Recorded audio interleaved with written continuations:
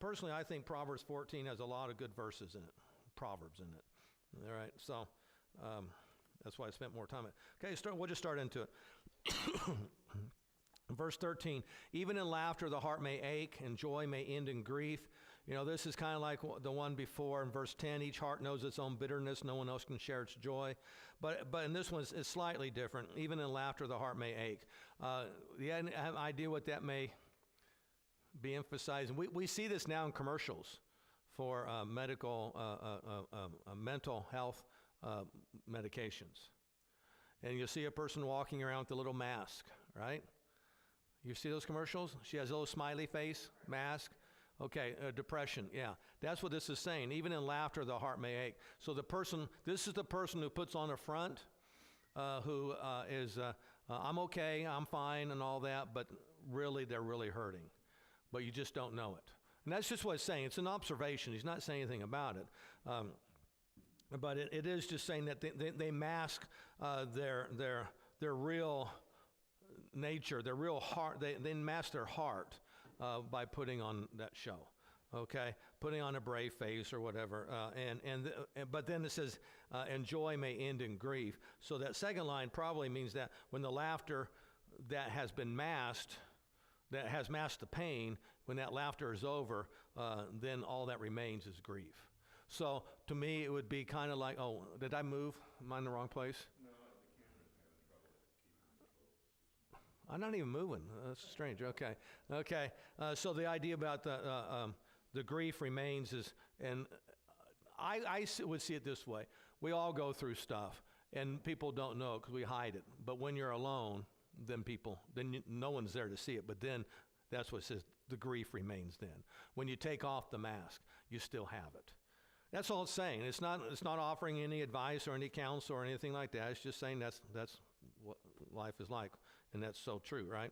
So moving on, the faithless will be fully repaid for their ways, and the good man rewarded for his.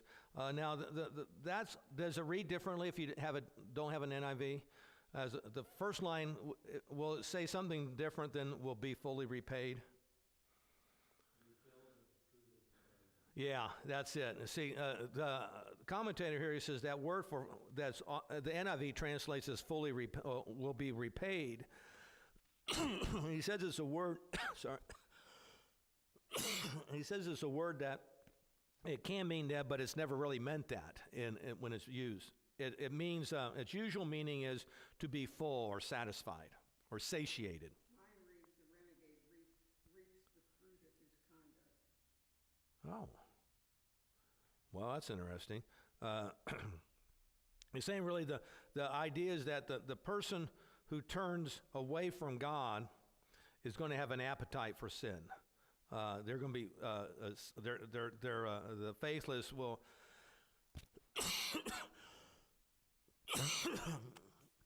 we're going to have this appetite to sin, okay? And I don't have anything in my here anymore, that's why I brought it in there, though, but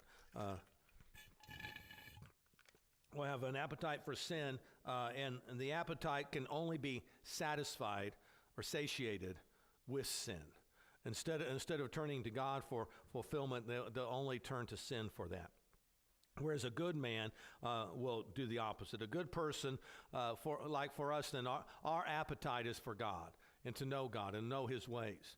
The person who is not a Christian, that person's intent is not to do Christian things and to live a sinful life, and they're just going to do that. All right, so there we go. Again, I guess don't really want to spend time on every proverb too much unless we have to. A simple man believes anything, but prudent man gives thought to his steps. All right, now we know this one, right? How would we say it in a different way? Simple man really means gullible. All right? Particularly with kids when they're young, a certain age, when they're gullible, you can play all kinds of fun stuff, tricks on them, right? Yeah, that's right. You got your nose? Yeah, I got your nose. Yeah, no, don't take my nose. Okay, you can do all kinds of stuff with them because they're so gullible. They'll believe anything, right? And obviously we're just being silly with them, but you don't want to be that way. But in this case, it's not referring you treating them that way. It's referring to that person. That person will believe anything. because he's not guided by God's word. And so the emphasis for us is how important it is, where it says a prudent man gives thoughts to his steps, that the prudent person not only has knowledge to discern good from bad, but he also has the wisdom to use that knowledge and to use it for good and to use it to accomplish things. The gullible person, just nothing's going to happen. They're not going to get anything good done because they don't know what to do. So the proverb, in one sense, then, would be emphasizing, strive to learn wisdom and knowledge. So be that prudent person so that you will be able to do things in life that are of a positive, constructive nature for others. Okay, moving on. A wise man fears the Lord and shuns evil, but a fool is hot-headed and reckless. Okay.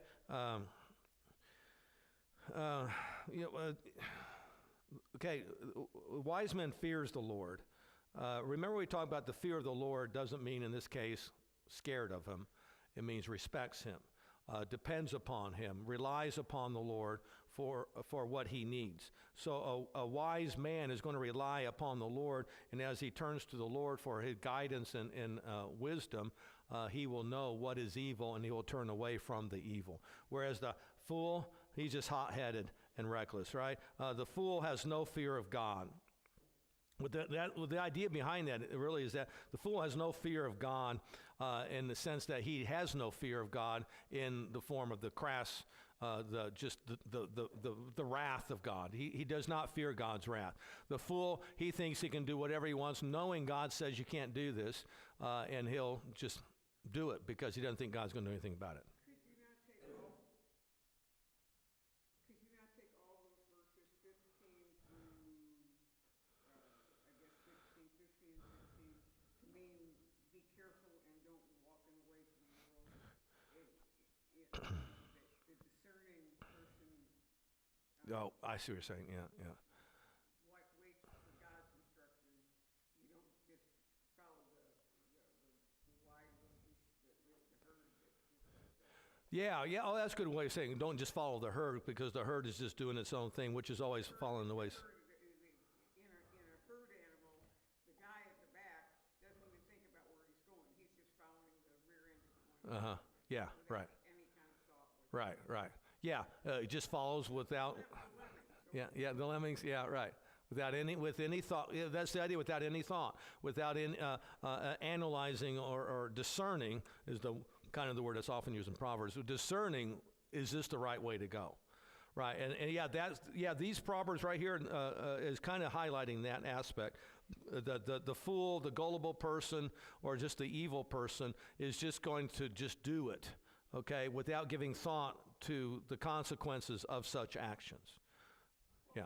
There's the difference, though, between a simple person and a fool. Yes, right. A simple person is the one who's standing in the crowd watching the fool go, hold my beer. Yeah. And the simple one is the one who's saying, oh, no, hold back. Yeah, right. And yeah, and he is making that distinction. The simple person, or as the more technical, is the gullible person. Yeah, he just doesn't know. I mean, it's not that he is evil. He is evil, but he's not evil in the sense that he is determined to do evil. He just doesn't know right from wrong. And therefore, if he's misled, if he's led by the herd or the crowd, then he will walk in their ways, and then he'll get stuck in it too. And if he's not pulled out of it by someone who's wise, then he'll most likely end up becoming one of the evil persons. Right. So he's kind of like a pre-evil. He's a observer, right? The other guy says, no, hold my beer. Yeah, hold my beer, because okay, right. Yes, and that's it. So again, Solomon, always realize Solomon's talking to his son, say, you're out there in the world. You're going to have to make choices in your life. You need to make the right choices, and in order to do that, you need to fear the Lord. You need to make your choices dependent upon the Lord and His wisdom that He gives us in His Word. So that's it. All right. So the next one A quick-tempered man does foolish things, and a crafty man is hated. So this is not an antithetical proverb. This is a parallel proverb where the two lines say basically the same, not the same thing, but on the same subject.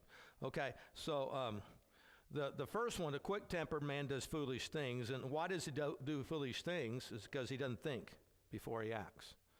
All right, he just acts rashly, harshly, emotionally, and that's what it means. He's quick-tempered. So, and then we know how that is. We had more proverbs like this. You just react before you think about what you're doing, and then later you said, "Now, why did I do that? That was kind of stupid." There's a difference, I think, too, in a quick-tempered man flies off the handle. It's not really evil, necessarily. Whereas a crafty man is planning. Yes. Okay, yeah, the quick temperament, it is evil, but he didn't plan it. He didn't plan it. So that's sins of passion as opposed to premeditated. Right. Yes, very good. Because that is what he's saying. So the first one's bad, but it's not as bad as the second one. The second one's actually worse, the crafty man. And of course, our justice system does that in regards to murder, right? The heat of the passion or heat of the moment in murder, what's the term? Crime of passion, right? But what? Well, premeditated is the one that's the worst one. Unpremeditated. Okay, is there? Okay, yeah. Then there's the premeditated one who plots it out. Manslaughter versus murder. Okay. Is that what it is? But we all understand what we're talking about, right? So that's what it would be. The first one is the one who they got in a bar fight. He had no intention of killing that guy when he went to the bar that night. The other one, he's mad at this guy and he's planning it out and he has every intention to kill him. That's the worst one. Involuntary. Thank you. That's actually involuntary. Yeah. The big difference is that the involuntary act probably won't be repeated. Probably not. You'll feel guilty usually. And, there'll be some remorse, some contempt, and Uh-huh. reconciliation. Yeah. The premeditated act, probably going to happen. Right, and that's why the penalty for involuntary is less than for premeditated. Because involuntary, it will go to jail, but maybe 10 years and get out. Whereas the voluntary or premeditated will be life, hopefully. Okay, never without parole. All right, so that's what that's getting at with that one. All right, the simple inherit folly, but the prudent are crowned with knowledge. I don't. Gosh. Okay. I guess the point on this one is, in both cases, what he's emphasizing here, in both cases, you get something. If you're going to live a simple life, you'll get something. Not as simple being, without extravagances. Simple life means mentally simple. You're going to inherit something, and what you're going to inherit is folly, because you're not being prudent or discerning about how you live, and thus your ways will not be productive. So something's going to come out of living the uneducated, ignorant. It's really not just that. It's the simple life is that you're just not walking in God's ways. You're not the diehard, absolutely opposing God's ways. You're not walking in His ways, and there will be a result for that. Whereas, and the prudent are crowned with knowledge. So the prudent, the one who does understand what's going on, he also will inherit something, and what he will inherit is the crown of righteousness. Okay, he will be crown of knowledge. He will receive a benefit. Thus, it's good to learn. It's always good to learn. The next one is kind of an interesting one because it's not really. Evil men will bow down in the presence of the good, and the wicked at the gates of the righteous. Okay, that's again a parallel proverb, not an antithetical. But what's interesting about this is it true? Okay, what it's saying is that eventually, evil men who assert themselves against the righteous ultimately are going to bow down before the righteous. Okay? They make us, go ahead. I'm No. sorry, I have a scripture reference here to Haman in Esther. There's a good one there, right. Haman, the story of Haman, yes, is a really good one. Okay, there's another really good one because it's actually basically saying the same thing. It's Revelation 3, verse 9. Revelation 3, verse 9. Actually, here it just says in the commentary, behold, this is Jesus talking, I will make them come and bow down before your feet, and they will know that I have loved you. And so for us as Christians, because we are the persecuted and the hated ones in this world and the mocked and belittled and put down, when it comes to that final day, we will be the ones exalted. Now, Jesus, every knee is going to bow before Jesus. We know that. But in this case, Jesus says, I will exonerate you, and I will make it obvious to the whole world who you really are, and they will bow to you. You don't expect that now by any means, but they will bow to you. That's what he's saying here. Yes, right. So that's the idea. It is a future tense, of course. Will bow down in the present, and the wicked at the gates of the righteous. And also, by the way, it was basically the promise given to Abraham that your descendants will inherit the world, so that they will bow before us. We will inherit the world. His descendants are not just the Israelites; they're all the faithful, and so that was the promise given there. Okay, so that's what's kind of cool about that. But here's something I thought that was kind of neat too. If you want just a little bit of the Hebrew, I throw this out every once in a while when the commentary does it because I think it's kind of fun. I don't, obviously you're not going to learn Hebrew, and you don't need to hear all the Hebrew.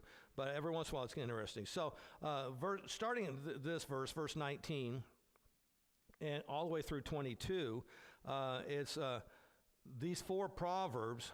Now, if you look at verses 19 through 22.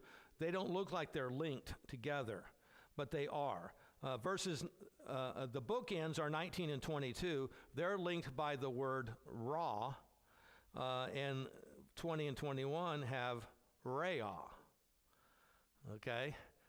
I need a board now, so one of those I put over here so I can write now in Hebrew there. Okay, so if you understand, Hebrew has the written Hebrew has no vowels. It's just consonants. So in verses 19 and 22, it has just, we'll say, an R and an A as the word, ra. In verses 20 and 21, it has an R and an A, ra. But the vowel points, they're called points, are different when they put the vowels in. But if you're reading it just without the vowels, it looks like the same word, but it's not the same word. In fact, they're totally opposite, or not opposite. One, ra means evil. Re'ah means neighbor. Totally unrelated, right?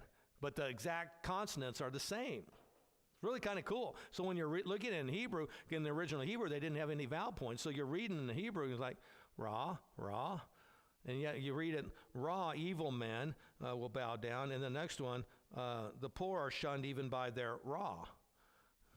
Not by the evil ones, but by their neighbors. So, if you knew Hebrew, then you would know, okay, those are 2 different words. And you would pronounce it differently. You would pronounce one ra and the other one re'ah. All right, just threw that out there because it's just fun. I think it's fun. It's fun if you're looking at the text, just say, how's that different? They look exactly the same, but they're obviously different. Well, it's because you got another language, and the language is different. All right, so that was enough of that. But it was just there in those 4 verses.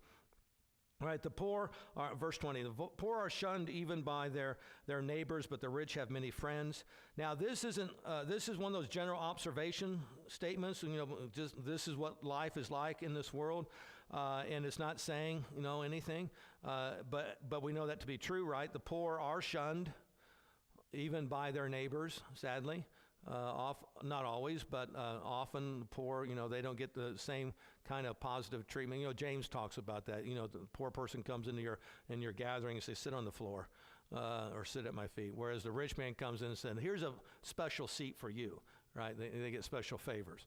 And that's what he's saying here.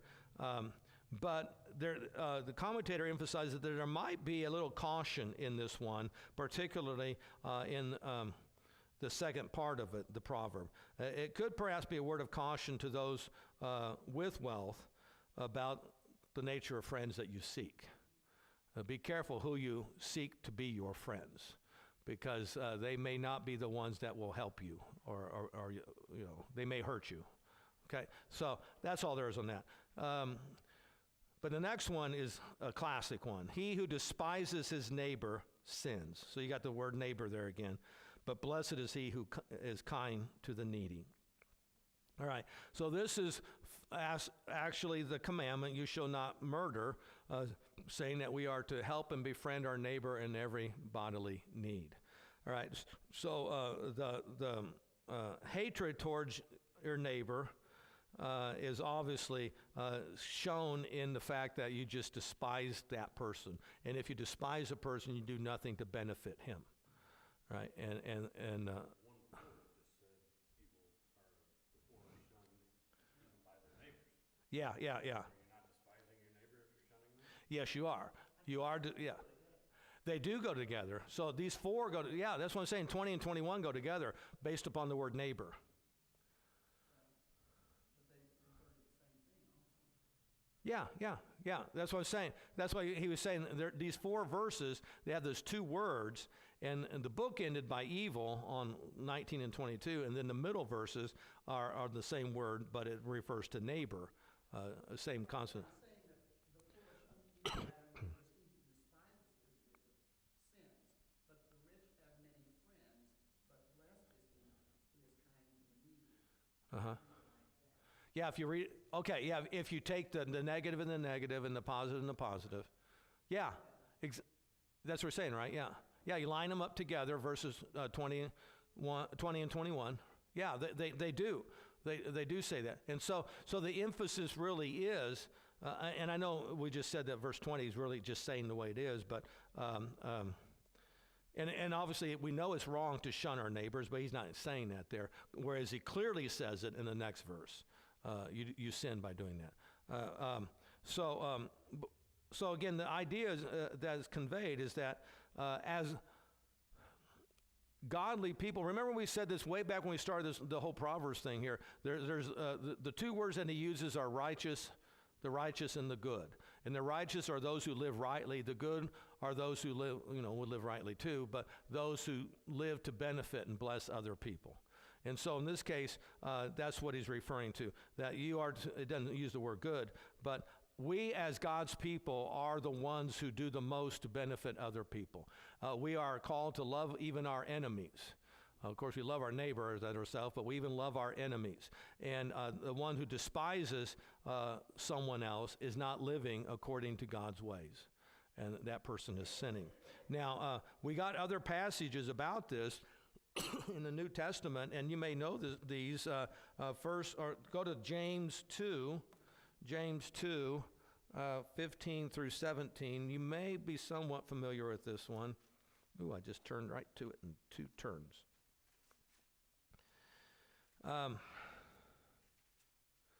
Actually, this one and the next one you should know. James 2, 15 through 17 says, suppose a brother or sister is without clothes and daily food. If one of you says to him, go, I wish you well, keep warm and well fed, but does nothing about his physical needs, what good is it?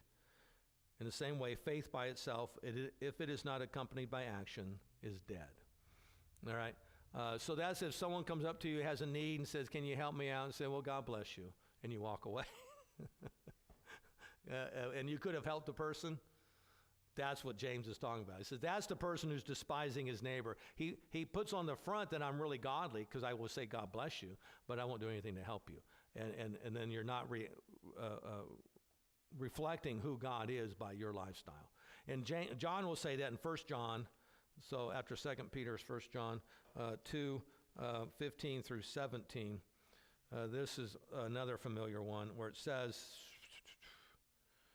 do not love the world. What is that? No, that's not what I meant to say. 1 John 3, 17 and 18. If anyone has material possessions and sees his brother in need but has no pity on him, how can the love of God be in him? Dear children, let us not love with words or tongue, but with actions and in truth. Right? So this is it. We are not just people of words, we are people of action as well. We have both words and actions. And that's what Solomon is saying. Be kind to the needy. And that was actually, honestly, I remember reading like throughout the Middle Ages and all that. That was the one thing that was emphasized in the Holy Roman Empire, because basically all Europe is supposed to be Christian, but hardly any of them were acting like Christians.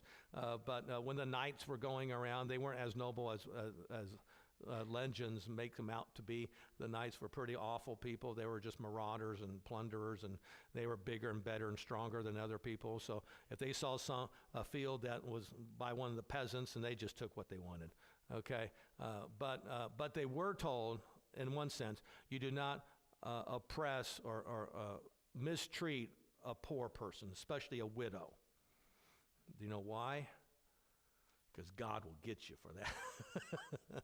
God is the one who watches over them, because no one else is going to watch over them. So if you oppress one of them, God will get you for that. So they were kind of like, they would do the good deeds for the widows and stuff like that to help them out, so God would still favor them. It was totally messed up theology, by the way. It was like, I'll buy off God by giving to this charity. It'd be like a mafia guy kind of, or whatever. I'll give to the church, but I'm still going to do this stuff that I'm not supposed to do. But I'll make up for it by giving to the church. Okay, and so in this case, that's not what he's saying. You will always be kind to the needy, because that's who you are. All right. Do not those who plot evil go astray, but those who plan what is good find love and faithfulness. That's really the same thing, like verse 19 with the evil. If you're going to plot evil, you're obviously going to wander away from God. There's no doubt about it. And you see that, by the way. Obviously, sadly, we've seen that. You can see that in people who used to be in church, and then when they step away from church, it's usually, I should not use that adverb usually, but it is at times when they step away from the church is because they intend to do something evil. I mean, they may not be law-breaking evil. It's just something against God, okay? But it's not necessarily breaking the law, doing a crime. But they intend to do something God does not want them to do, okay? And so they don't want to stay in church because they know it's wrong, and in their heart they know it's wrong. They don't want to live with that guilt, nor do they want to live with people telling them it's wrong. So they will walk away, and then they'll do what they want, because now they're free from that oversight. And as they walk away, what will they do? More evil, because they're not guided now by God, by the Holy Spirit, to lead them in the right ways. All right, so that's what that is. But again, the second half of the verse, those who plan what is good find love and faithfulness. I mean, golly, that's just so obvious, right? You plan to do something to help people and bless people and do good things. That's what you get. I mean, because you're going to do it in love and faithfulness, so therefore, that's what's going to pour out into the lives of others. All right, moving on. All hard work brings a profit. Mere talk leads only to poverty. Right? We know this one, right? All talk and no work. So we don't need to say more about that one. If you're all talking, more and no work. Okay, the wealth of the wise is their crown, but the folly of fools, that's another one that's kind of like you inherit. Everyone inherits something. If you're going to live a wise life, you will inherit wealth. Spiritual wealth, maybe physical, material wealth too. But if you're going to live the life of the fool, then all you're going to get is folly and nothing. A truthful witness saves lives, but a false witness is deceitful. Now, not sure. It could be truthful witness saves lives in the sense that you spare someone from being falsely accused, or that you give a proper witness and you protect society by testifying against an evildoer. Okay, so that's a truthful witness, and so in either way, you're going to save lives. On the other hand, the liar, who said it earlier in verse 5 about the liar, says literally in verse 5, the second half should not be a false witness pours out lies. A false witness breathes out lies. In other words, when we talk about this one, we did that. They just they don't know anything to do but lie. So that's all they breathe it. And that's just who they are. So, and that's what he's saying again in this case. The false witness, he doesn't know anything to do but breathe lies. So that's all he's going to do is deceive others and do that which is evil. Okay, he who fears the Lord, this is a great verse. This is a great verse for Mother's Day, Father's Day. Okay, who fears the Lord has a secure fortress, and for his children it will be a refuge. All right, why is it so valuable for mom and dad to fear the Lord in the sense that they have this proper respect and desire for the Lord and commitment to the Lord? Why is that so valuable? Because who's going to benefit from it? Yeah, the children. Yes, you pass it on you do it for yourself. As he says, it's a secure fortress. God is that fortress for you. So even if others are doing stuff that, they're out there partying, living up the life and, don't see a need for being in church and being around God's word, and you may think, wow, well, look at the fun times they're having because I'm stuck in church. Like, that's a bad thing, And it's like, no, this is it. This is my fortress. This is what will uphold me when troubles rise. All right. And then also my children are being trained this way too. So that as they go and then they have children, then they will hopefully carry it on there too. So it's a great verse. That's one that's a great one to memorize, by the way, to make kind of a model for the home. The fear of the Lord is a fountain of life, turning a man from the snares of death. All right, pretty much same thing. Okay, so the next ones though, verses 28 to the end. Here, they actually are a kind of a section. A unit. Okay, here we're going to do some word things here again from the Hebrew. Okay, that's really kind of cool. All right, so there's two different words for king or king. There's a word for king which is melech. So by the way, so when you back in the Old Testament and Abraham, he encounters a person named Abimelech. Okay, Melech is king. Abi means my father. My father is king. So it was a title. Abimelech's not a person's name, like Christ is not his name. It's a title, Abimelech. So when you hear Melech, that means king. Okay, so if you see anyone like Malachi, I don't know if that's exactly the same. It might be. Malachi might be. Okay, my king might be. It put an I on it. It means my.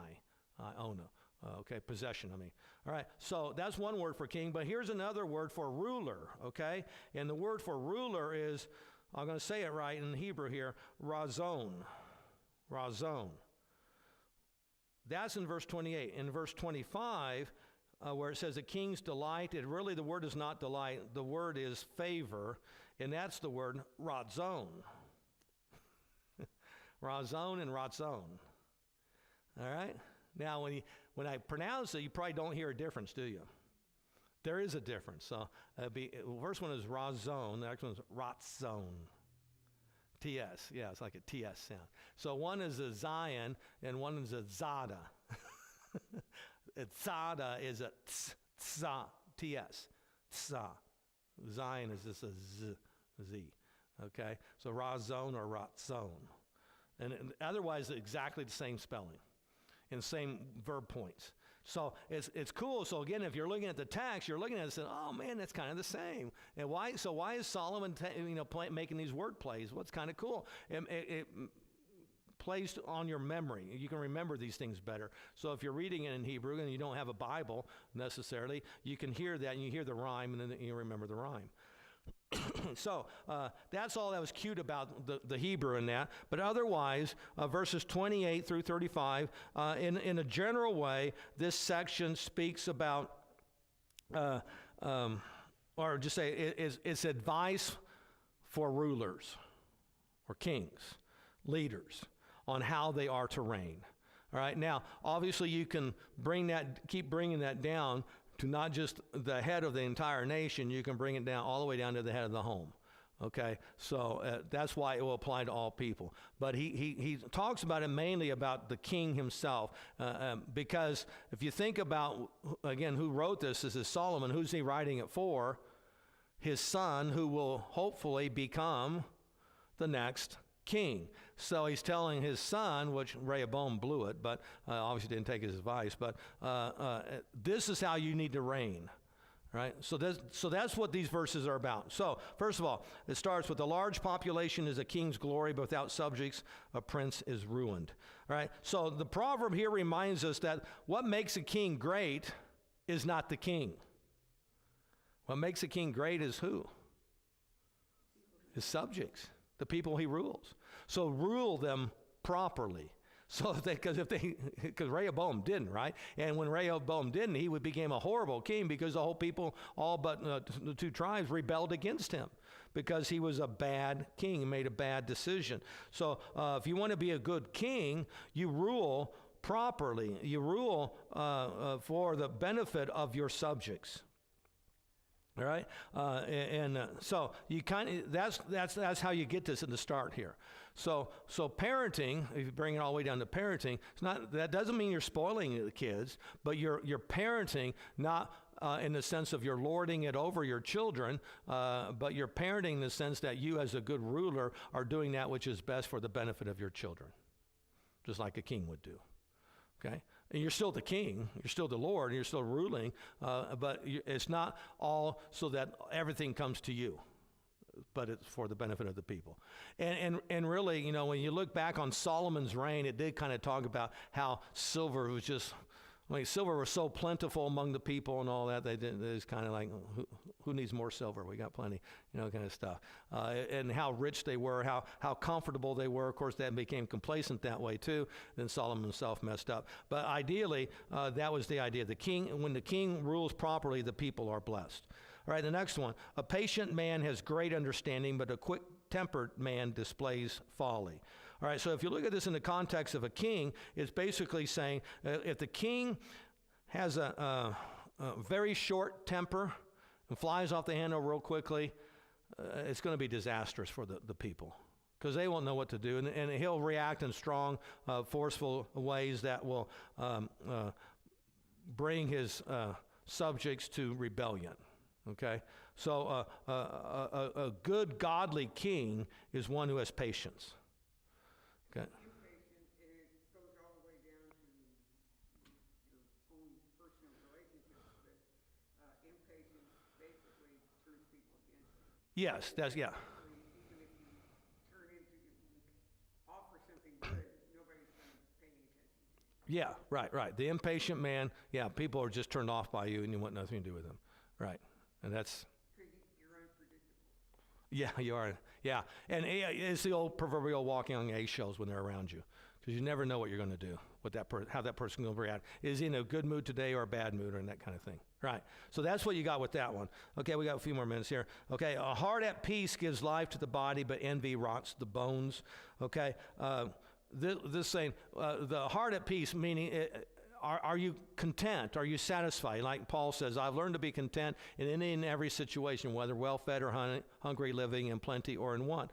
I can do all things through him who gives me strength. So if you are content with what you have, so your heart's at peace, then you express that in the way you live. Okay, if your heart's not at peace, meaning you're not content with what you have, you become jealous, you become greedy, you become envious, right? And if you're the ruler doing those things, you're doing everything for your own benefit, and then your people hurt from that, and of course they will rebel again. So the idea now is that be content with what you have because God's providing for you, and in so doing, then you provide a stability for your household in our little kingdom, but also for the whole nation if you're the ruler, if you're content. Okay, verse 31. He who oppresses the poor shows contempt for their maker, but whoever is kind to the needy honors God. All right, now. Anyone who oppresses a poor person, who are you insulting in this verse? Yeah, Christ and God. Okay, so you are insulting God when you are oppressing a poor person. So we have the poor persons already before this, but here he's saying, so the king who does that, who thinks I am the king, I can do whatever I want, and thus shows contempt for poor people, will be shown contempt by God. Okay, because again, God's the one who watches out for them. So do not oppress the poor. Okay, but again, be kind to the needy. And in so doing, as you are kind to the needy, you are honoring God. Because now this just made me just immediately think about the great line in the Judgment Day scene in Matthew 25. I was hungry, you gave me something to eat, et cetera, et cetera. Because what did Jesus say when he did it to one of who? The least of these. You did it for me.